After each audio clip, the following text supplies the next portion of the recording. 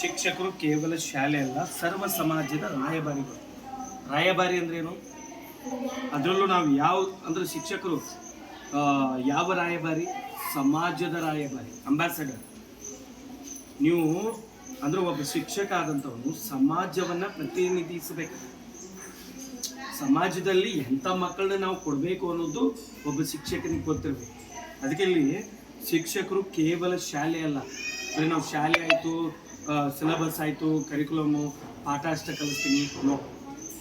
ನಿಮಗೆ ಏನೇ ಕಲಿಸಿದ್ರು ಕೂಡ ಸಮಾಜದಲ್ಲಿ ಹೇಗೆ ಬದುಕಬೇಕು, ನೀವು ನಮ್ಮ ದೇಶದ ಆಗೋರಿಗೆ ಯಾವ ರೀತಿ ದೇಶವನ್ನು ನಾವು ಕಟ್ಟಬೇಕು ಅದೆಲ್ಲ ಡಿಸೈಡ್ ಮಾಡೋವನೇ ಒಬ್ಬ ಶಿಕ್ಷಕ. ಯಾಕಂದರೆ ನಿಮ್ಮಂಥ ಮಕ್ಕಳನ್ನ ಮುಂದೆ ಏನಂತಂದ್ರೆ ನೀವೇ ನಾಗರಿಕ ಆಗೋರು, ನೀವು ಸಮಾಜದಲ್ಲಿ ದೊಡ್ಡ ವ್ಯಕ್ತಿಯಾಗಿ ನಿಲ್ಲೋರು. ಸೊ ನೀವು ಹೆಂಗಿರ್ಬೇಕು ಅದನ್ನು ಕಲಿಸಬೇಕಾದಂಥವನು ಶಿಕ್ಷಕ. ಮಾಹಿತಿ ತಂತ್ರಜ್ಞಾನ ವೇಗವಾಗಿ ಬೆಳೆಯುತ್ತಿರುವ ಈ ದಿನಗಳಲ್ಲಿ ಶಿಕ್ಷಕರ ಬೋಧನಾ ಸ್ವರೂಪ ಕೇವಲ ಪಾಠ ಮಾಡುವುದಕ್ಕಷ್ಟೇ ಸೀಮಿತವಾಗಿದೆ. ಬರೀ ಪಾಠ ಮಾಡೋದಕ್ಕಷ್ಟೇ ಸೀಮಿತ ಅಲ್ಲ ನಮ್ಮದು ಶಿಕ್ಷಕ ವೃತ್ತಿ ಅನ್ನೋದು. ಶಿಕ್ಷಕರು ಕೇವಲ ತಮ್ಮ ತರಗತಿ ಅಥವಾ ಶಾಲೆಯನ್ನಷ್ಟೇ ಪ್ರತಿನಿಧಿಸುವವರಲ್ಲ. ಈಗ ಹೇಳ್ತಿರ್ತಾರೆ ನಮ್ಮ ಪರ್ಸನಲ್ ಲೈಫ್ ಐತ್ರಿ, ನಾವು ಹೊರಗೆ ಏನು ಬೇಕಾದ್ರೂ ಮಾಡ್ತೀವಿ. ನೋ. ಸೊ ಬರೀ ತರಗತಿಗೆ ಮತ್ತು ಶಾಲೆಗೆ ಮಾತ್ರ ಸೀಮಿತ ಅಲ್ಲ. ನಾವು ನಿಜವಾಗ್ಲೂ ಒಂದು ಸಮಾಜಕ್ಕೆ ಸೀಮಿತ ಆಗ್ತೀವಿ. ಬದಲಾಗಿ ಅವರು ಸಮಾಜದ ರಾಯಭಾರಿಗಳು. ಶಾಲೆಯನ್ನು ಉದ್ಧರಿಸುವ ಹೊತ್ತಿನಲ್ಲೇ ಸುತ್ತಮುತ್ತಲಿನ ಹಳ್ಳಿಯನ್ನು, ಅಲ್ಲಿನ ಮೌಢ್ಯ, ಸಮಾಜ ವಿರೋಧಿ ಚಟುವಟಿಕೆಗಳ ಬಗ್ಗೆಯೂ ಜಾಗೃತಿ ಮೂಡಿಸುವ ಹೊಣೆ ಅವರ ಮೇಲಿದೆ. ನಮ್ಮ ಮೇಲೆ ದೊಡ್ಡ ಹೊಣೆಗಾರಿಕೆ ಐತಿ. ಶಿಕ್ಷಕರಂತಂದ್ರೆ ಏನು?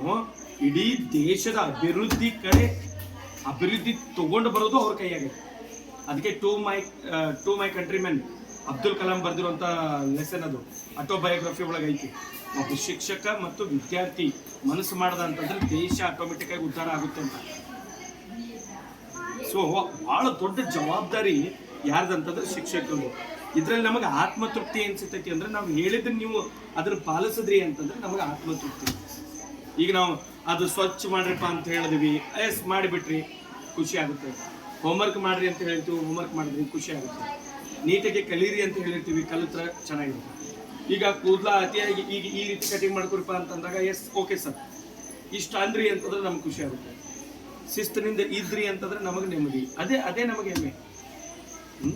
ಅದರಲ್ಲೇ ನಮಗೆ ಸಂತೋಷ ಸಿಗುತ್ತೆ. ನೋಡ್ರಿ, ಶಿಕ್ಷಣ ಎನ್ನುವುದೇ ವ್ಯಕ್ತಿತ್ವ ನಿರ್ಮಾಣದ ಕಾರ್ಯ. ಶಿಕ್ಷಣ ಅನ್ನೋದು ನಿಮ್ಮ ವ್ಯಕ್ತಿತ್ವ ನಿರ್ಮಾಣ ಮಾಡುವಂಥದ್ದು. ಶಿಕ್ಷಣ ಅಂತಂದ್ರೆ ಮಾರ್ಕ್ಸ್ ತಗೊಳ್ಳೋದಂತಲ್ಲ. ಎಸ್